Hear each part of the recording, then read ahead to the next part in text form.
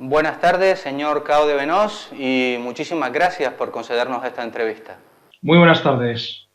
Las sanciones que se han impuesto a Corea del Norte, que podrían reducir sus ingresos en más de 1.000 millones de dólares, se le han impuesto por el programa de armamento nuclear, aunque los países que las sancionan son precisamente las grandes potencias nucleares, con más del 90% de todas las ojivas que actualmente hay en el planeta. ¿Cuál es el posicionamiento de Corea del Norte con respecto a estas sanciones? Bueno, nosotros vemos ese tipo de sanciones como una muestra más de la presión de los Estados Unidos y del control que tiene sobre países satélites para intentar destruir nuestro sistema socialista en la República. Pero esto no es nuevo, esto viene desde la fundación del país en 1948. Corea del Norte es el país más sancionado del mundo y, como nuestro presidente Kim Il-sung solía decir, estamos acostumbrados a las sanciones. Eso significa que de ninguna manera, por muchas veces que se reúne el Consejo de Seguridad, por mucha presión económica que quieran imponer, van a intentar doblegarnos o imponernos su cultura o su sistema político sobre la soberanía de la República. En cualquier caso, Corea va a seguir adelante, tiene una industria independiente, autosuficiente y nacional, lo suficientemente fuerte y grande para resistir todo ese tipo de ataques económicos y, desde luego, como no, militares. Así que, sin duda, complica las cosas, sobre todo o nos obliga a triangular el comercio exterior a través de terceros países, por lo que todo cuesta más dinero, pero aún así prácticamente todas esas sanciones son salvables porque siempre hay personas que quieren comerciar independientemente de los intereses propios de los Estados Unidos de América. ¿Y cómo se interpreta desde Corea del Norte el posicionamiento de Rusia y de China, que si bien son países capitalistas, muchos ven como potencias que podrían ejercer un contrapeso con respecto a Estados Unidos, pero que también han votado favorablemente a la imposición de las sanciones? Ese es el problema. Al final, tanto China como Rusia son capitalistas, dependen de un mercado capitalista que está principalmente regulado por los Estados Unidos, de un sistema bancario internacional, pero por otra parte empiezan a ver que Estados Unidos les come terreno en la zona de Asia, incluso en las ex repúblicas soviéticas. También tenemos el problema de Ucrania y otros problemas, así que digamos que juegan a una balanza y a un juego diplomático de doble cara. Por una parte, simplemente agradan a los Estados Unidos estando de acuerdo con su sistema sancionador para así continuar ser parte del sistema capitalista internacional, pero por otra también tienen sus propios intereses y nosotros estamos comerciando, por ejemplo, con Rusia en los últimos años bastante más que lo hacíamos con China hace 10. Así que el comercio, las actividades de colaboración continúan con estos dos países, que además son países vecinos y comparten frontera con Corea del Norte, y independientemente pues de que la muestra exterior y de cara digamos a la comunidad mal llamada comunidad internacional, básicamente los países controlados por los Estados Unidos, aparenten únicamente como potencias que sancionan a Corea. Así que hay un juego diplomático y detrás de esa apariencia hay también colaboración. Aunque ya adelantaba usted algo al respecto en una respuesta anterior, ¿cómo van a afectar estas sanciones a Corea del Norte? Porque al fin y al cabo todo país necesita comerciar con el exterior. Como digo, no es un problema muy grave. Obviamente Corea tiene que comerciar con el exterior, pero también vuelvo a decir que hay países y sobre todo hay muchas empresas que no les importa estos problemas de las sanciones, pero lógicamente se tienen que triangular y hacer a través de terceros países y de otras formas. Pero hay formas para comerciar a pesar de tener esas sanciones. No le afecta realmente mucho al país, principalmente por eso, porque es una economía propia, una economía autárquica, y porque realmente tenemos muchos contactos y amistad con otros países y otros empresarios a los que de nuevo no les importa lo que digan el imperio de los Estados Unidos. Y de hecho el tema de, por ejemplo, de carbón o de zinc o de cobre, otros minerales que se exportaban a China, esto eran contratos de hace muchos años en los que el gobierno de la República le vendía a China por debajo de precio de mercado. Así que realmente por nuestra parte también estábamos deseando acabar con muchos de esos contratos porque estábamos ofreciendo minerales a un precio muy bajo, precisamente basado en la amistad tradicional que existía con China. Así que, de nuevo, no va a provocar esto una diferencia ni va a obligar a Corea a arrodillarse frente a los Estados Unidos de ninguna manera, y de hecho va a acelerar todavía más el desarrollo nuclear, el desarrollo balístico, y esperamos ver la sexta prueba nuclear en breve como respuesta a esta presión de los Estados Unidos. En estos últimos días no ha dejado de hablarse en los medios de comunicación del Estado español y de todo el mundo en realidad de supuestos planes de Corea del Norte para atacar la isla de Guam e incluso los Estados Unidos. ¿Se plantea Corea atacar alguno de estos objetivos? Es decir, dar un primer golpe antes de que lo pueda dar Estados Unidos. Bien, Corea siempre ha dicho, y es la posición invariable de la República, que nunca va a atacar primero. Todo el desarrollo nuclear y el desarrollo de misiles balísticos intercontinentales están preparados para dar respuesta a un ataque del imperio de los Estados Unidos y de cualquier, lógicamente, país que colabore con tropas o económicamente a ese tipo de invasión. Entonces, partiendo de esa premisa, lo que ha realizado nuestro Ejército Popular de Corea es un plan en el caso de que lleguen a tocar la patria de cara a las maniobras del día 21. O sea, básicamente dentro de 4 días comienzan maniobras militares nucleares de los Estados Unidos con Corea del Sur en la frontera, y este plan es una advertencia de que si tocan territorio norcoreano, aunque sea 1 centímetro, la respuesta sería la destrucción inmediata de la isla de Guam, Okinawa y las bases básicamente que tiene Estados Unidos en el Pacífico, donde alberga los principales bombarderos nucleares y portaaviones, etc. Así que eso es una advertencia de cara a esas maniobras militares que se llaman Ulji Freedom Guardian y que empiezan en apenas 4 días en la frontera coreana, creando una gran tensión, porque obviamente basta un error por parte de los norteamericanos para que se dispare la guerra. Entonces, ¿Corea del Norte no es una amenaza para sus vecinos o para los países de Occidente donde podrían llegar sus misiles intercontinentales?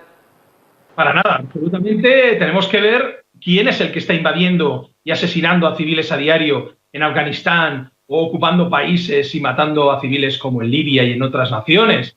Son precisamente los Estados Unidos de América, el imperio más criminal, de los más criminales que ha existido en la historia, el único que ha usado armas nucleares contra civiles y que todavía no ha pedido perdón oficial y sincero por ello, y como imperio que son, un imperio económico y político, pues son los que realmente han ocupado la parte sur de Corea desde el final de la Segunda Guerra Mundial y los que pretenden ocupar también la parte norte para quedarse con sus recursos y eliminar de una vez por todas la alternativa socialista y revolucionaria en el mundo. Así que cuando se busca un criminal, normalmente hay que mirar a sus antecedentes.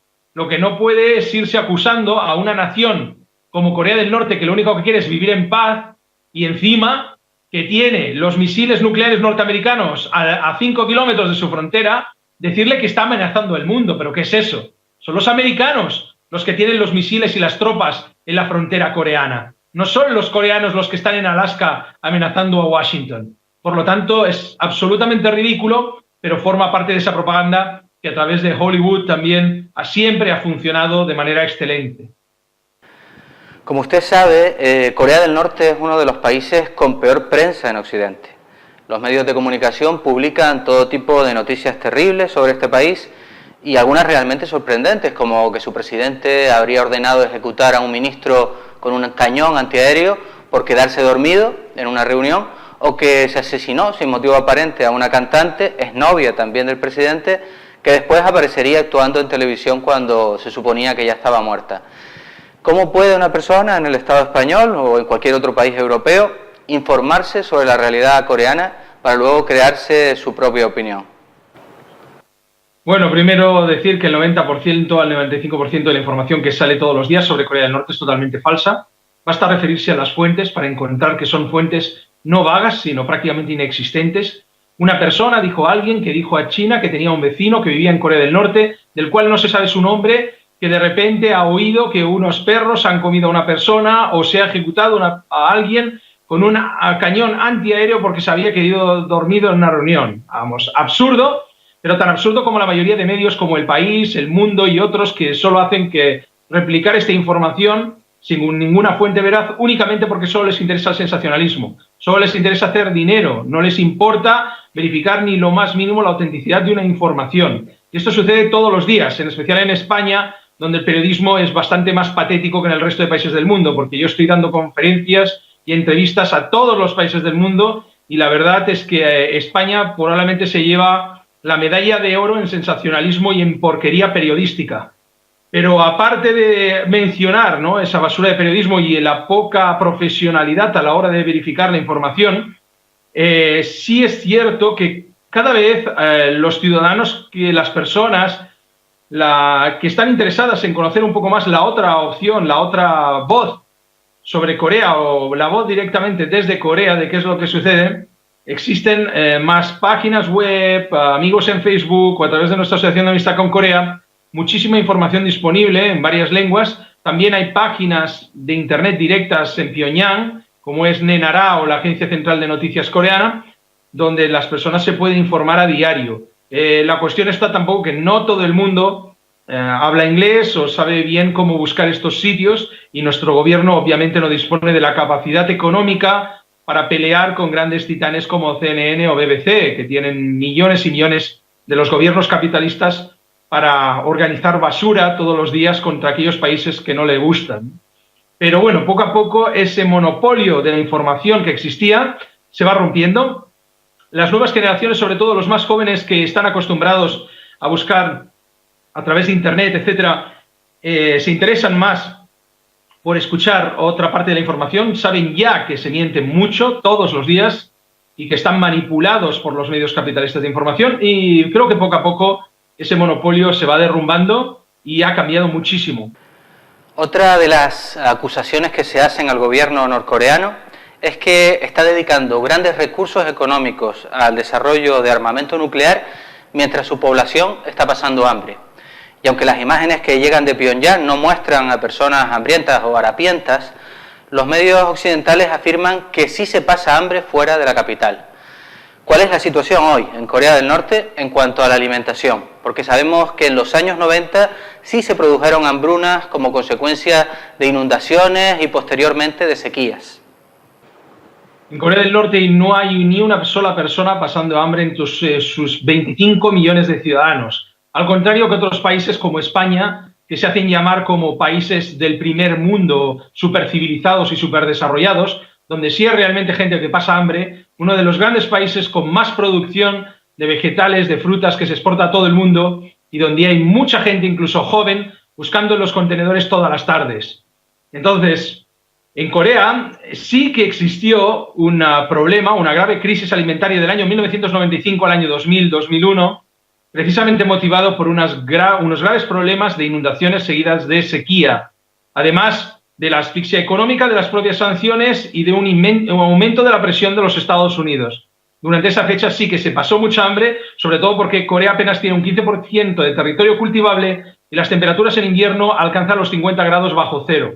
Así que la producción agrícola es muy limitada y se tienen que emplear millones de euros para traer cereal, para traer todo tipo de verduras del exterior que se importan del sudeste asiático, de Rusia o de China. Afortunadamente, a partir del año 2000-2001 se mejora muchísimo el tema agrícola, se introducen nuevas mejoras tanto en permacultura, energía geotérmica y otro tipo de alternativas para mejorar la producción de alimentación y en la actualidad ya hace años que nadie pasa hambre, ni en la capital ni en el resto de pueblos, porque de hecho, incluso durante la hambruna de los años 90, donde mejor se vivía eran los pueblos, porque en los pueblos todo el mundo tenía superficie para cultivar sus tomates, tenía sus cerdos, sus patos, y tenía posibilidad de tener una vida autosuficiente alimentaria.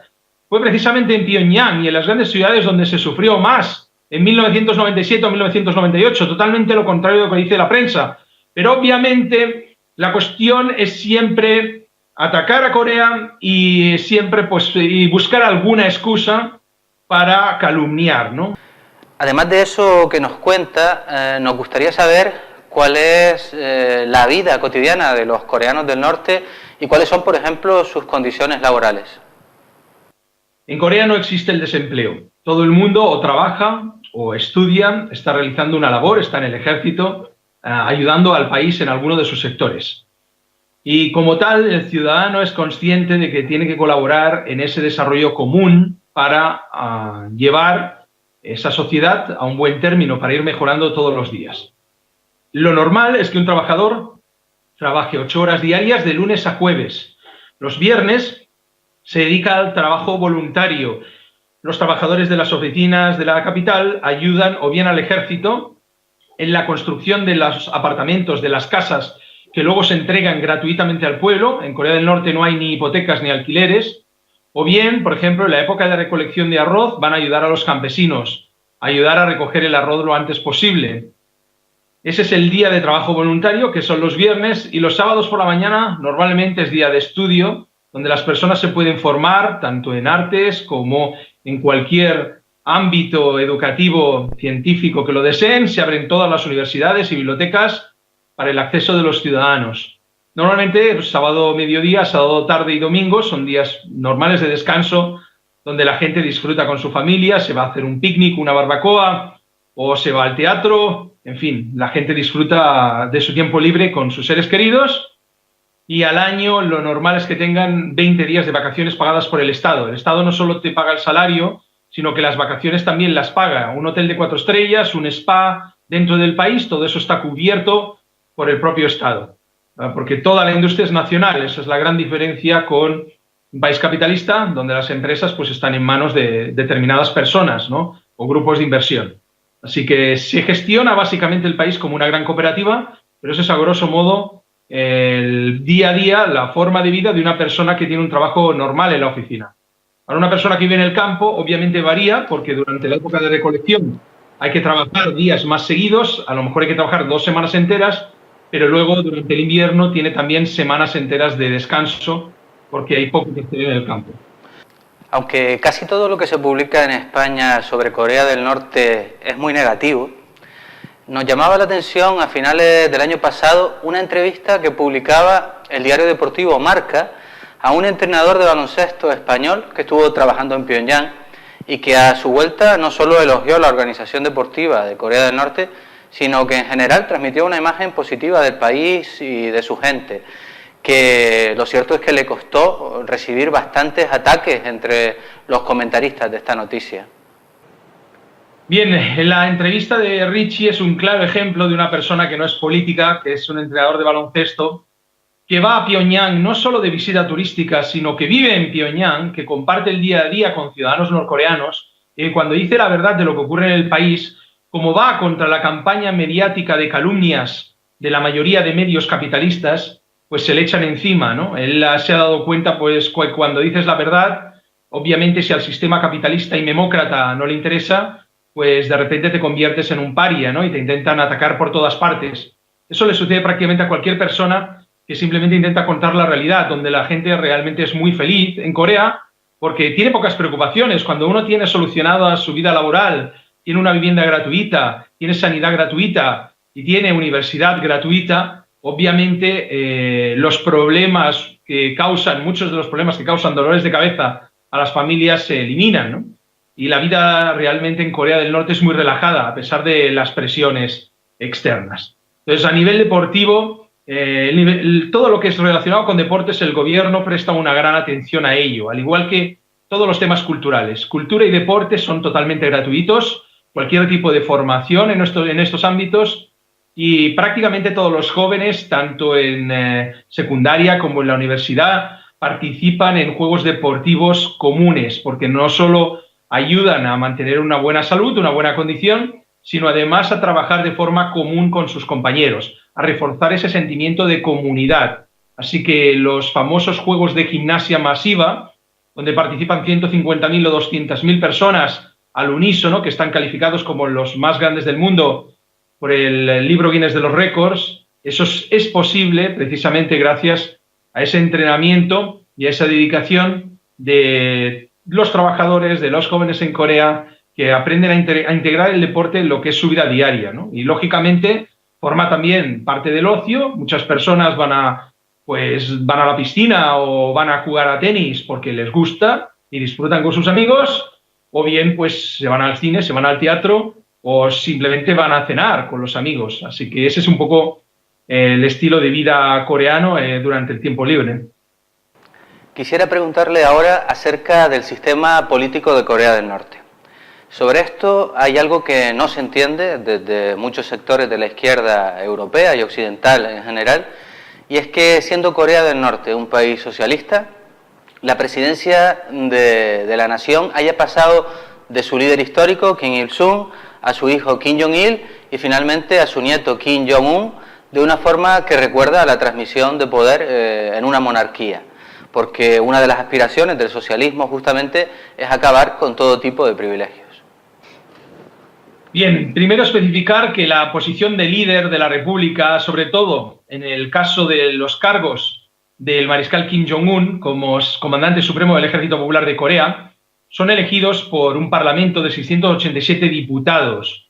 Estos 687 diputados son electos por cualquier mayor de edad a partir de los 17 años, cada 5 años. O sea, por mucho que le pique a la gente que tengamos un líder y por mucho que no le guste o no le entienda, ese líder ha sido elegido por una asamblea de diputados que es a su vez elegida por el pueblo. Así que está elegido de forma totalmente democrática. La posición del líder no es simplemente el de una persona que lo decida todo y que pues a su libre albedrío toma las decisiones en cualquiera de los ámbitos de la economía o de la política del país. La soberanía de la nación precisamente recae en esta Asamblea Popular Suprema de 687 diputados, en los cuales hay uno elegido por cada distrito en la nación. Y la elección de esta Asamblea Popular Suprema para decidir que fuera nuestro líder actual, Kim Jong-un, como representante o cabeza visible del gobierno y de la familia coreana, se debe precisamente a las últimas voluntades de nuestro gran líder Kim Jong-il, quien nos dijo que apoyáramos y nos uniéramos en torno a él, porque Kim Jong-il había preparado al mariscal Kim Jong-un para que continuara la revolución socialista. Así que, al igual que yo, los generales, los diputados, respetábamos muchísimo la lucha revolucionaria y antijaponesa y la construcción socialista de nuestro líder Kim Jong-il, pues seguimos su consejo, le arropamos y actualmente está protegido por todo el pueblo y representa a la familia coreana.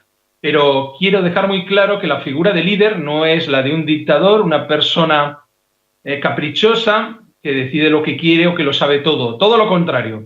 Si vemos a las imágenes de Kim Jong-un siempre sentado en el suelo, junto a las familias o los campesinos, él, al igual que nuestros líderes anteriores, es una persona muy humilde que aprende del pueblo y actúa como nexo de unión, no actúa como una persona que dice o lo decide todo, como en el capitalismo, donde el jefe ordena, el trabajador sigue, y si no sigue las instrucciones, para eso está la puta calle, como se suele decir en las empresas españolas. Eso no funciona así en Corea, y la actitud de cualquier persona que tiene cargos en el partido no es la de una posición dictatorial, sino todo lo contrario, es una posición asamblearia, en la que siempre se escucha y se presta atención a los más veteranos.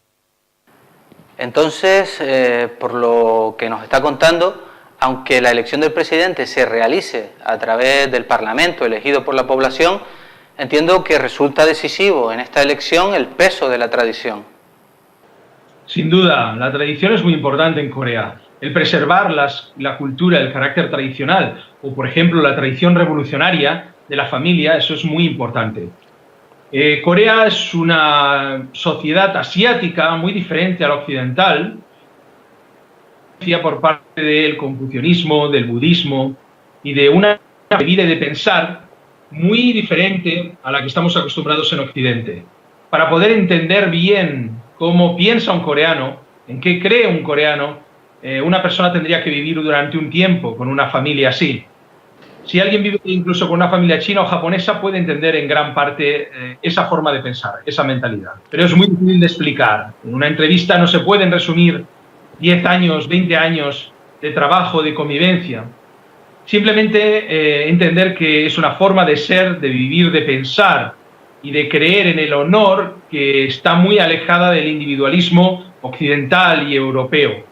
Y que eso implica también que hay que honrar a los padres, hay que honrar a los abuelos y hay que honrar el nombre de la familia.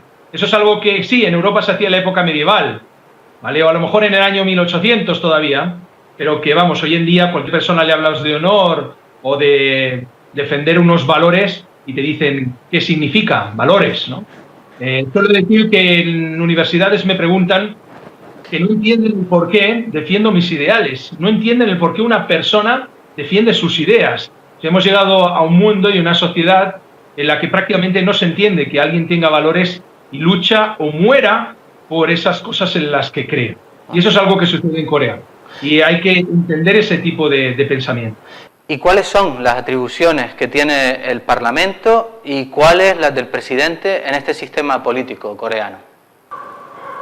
El Parlamento es el máximo órgano del pueblo.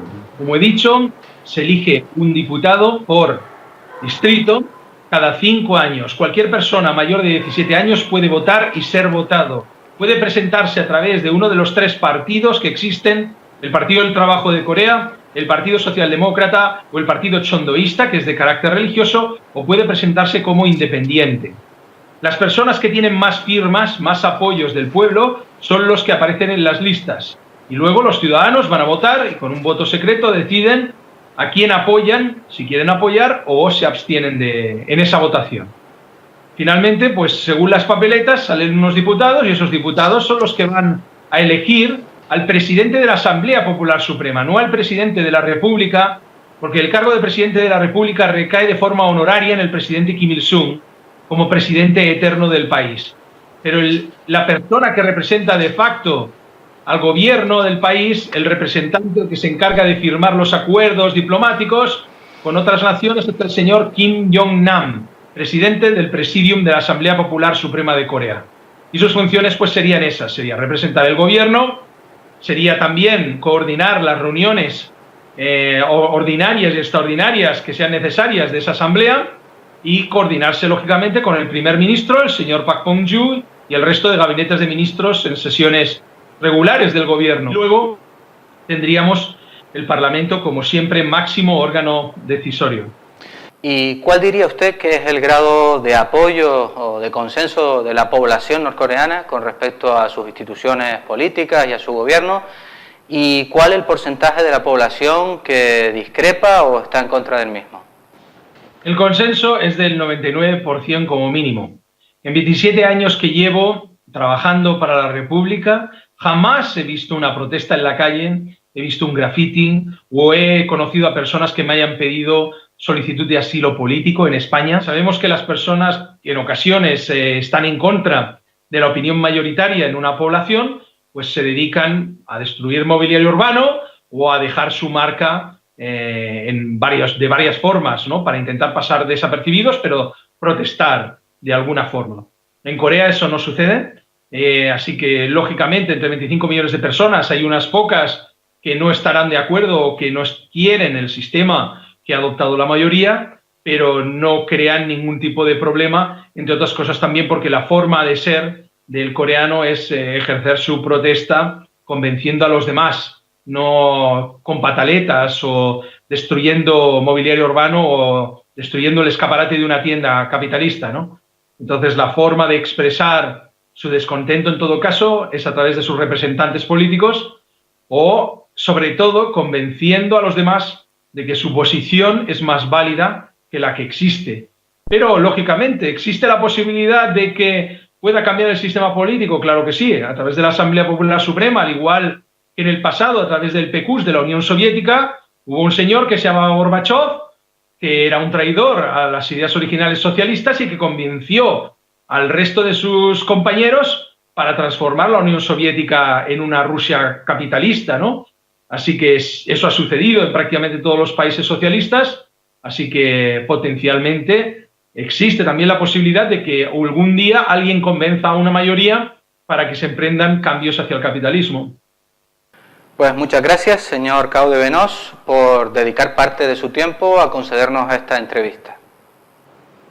Un placer, y animo a las personas que quieran conocer la verdad a buscar más, a preguntar a los propios norcoreanos, a visitar el país, pero sobre todo a no creerse en nada a través de terceros. Buscar la verdad por uno mismo. Esa es la clave para llegar al fondo de las cosas.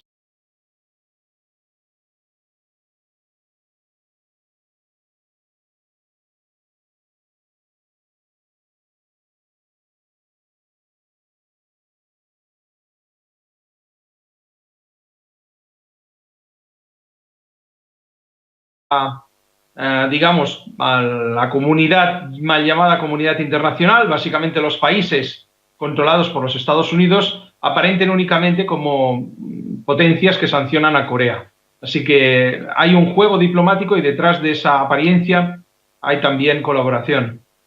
Aunque ya adelantaba usted algo al respecto en una respuesta anterior, ¿cómo van a afectar estas sanciones a Corea del Norte? Porque al fin y al cabo todo país necesita comerciar con el exterior. Como digo, no es un problema muy grave. Obviamente Corea tiene que comerciar con el exterior, pero también vuelvo a decir que hay países y sobre todo hay muchas empresas que no les importa estos problemas de las sanciones, pero lógico es por lo que todo cuesta más dinero, pero aún así prácticamente todas esas sanciones son salvables porque siempre hay personas que quieren comerciar independientemente de los intereses propios de los Estados Unidos de América. ¿Y cómo se interpreta desde Corea del Norte el posicionamiento de Rusia y de China, que si bien son países capitalistas, muchos ven como potencias que podrían ejercer un contrapeso con respecto a Estados Unidos, pero que también han votado favorablemente a la imposición de las sanciones? Ese es el problema. Al final, tanto China como Rusia son capitalistas, dependen de un mercado capitalista que está principalmente regulado por los Estados Unidos, de un sistema bancario internacional. Pero por otra parte, empiezan a ver que Estados Unidos les come terreno en la zona de Asia, incluso en las ex repúblicas soviéticas, también de 1948. Corea del Norte es el país más sancionado del mundo y, como nuestro presidente Kim Il-sung solía decir, estamos acostumbrados a las sanciones. Eso significa que de ninguna manera, por muchas veces que se reúne el Consejo de Seguridad, por mucha presión económica que quieran imponer, van a intentar doblegarnos o imponernos su cultura o su sistema político sobre la soberanía de la República. En cualquier caso, Corea va a seguir adelante, tiene una industria independiente, autosuficiente y nacional, lo suficientemente fuerte y grande para resistir todo ese tipo de ataques económicos y, desde luego, como no, militares. Así que, sin duda, complica las cosas, sobre todo o nos obliga a triangular el comercio exterior a través de terceros países. Tenemos el problema de Ucrania y otros problemas, así que digamos que juegan a una balanza y a un juego diplomático de doble cara. Por una parte, simplemente agradan a los Estados Unidos estando de acuerdo con su sistema sancionador para así continuar ser parte del sistema capitalista internacional, pero por otra también tienen sus propios intereses y nosotros estamos comerciando, por ejemplo, con Rusia en los últimos años bastante más que lo hacíamos con China hace 10. Así que el comercio, las actividades de colaboración continúan con estos dos países, que además son países vecinos y comparten frontera con Corea del Norte, y independientemente pues de que la muestra exterior y de cara... Buenas tardes, señor Cao de Venós, y muchísimas gracias por concedernos esta entrevista. Muy buenas tardes. Las sanciones que se han impuesto a Corea del Norte, que podrían reducir sus ingresos en más de 1.000 millones de dólares, se le han impuesto por el programa de armamento nuclear, aunque los países que las sancionan son precisamente las grandes potencias nucleares, con más del 90% de todas las ojivas que actualmente hay en el planeta. ¿Cuál es el posicionamiento de Corea del Norte con respecto a estas sanciones? Bueno, nosotros vemos ese tipo de sanciones como una muestra más de la presión de los Estados Unidos y del control que tiene sobre países satélites para intentar destruir nuestro sistema socialista en la República. Pero esto no es nuevo, esto viene desde la fundación del país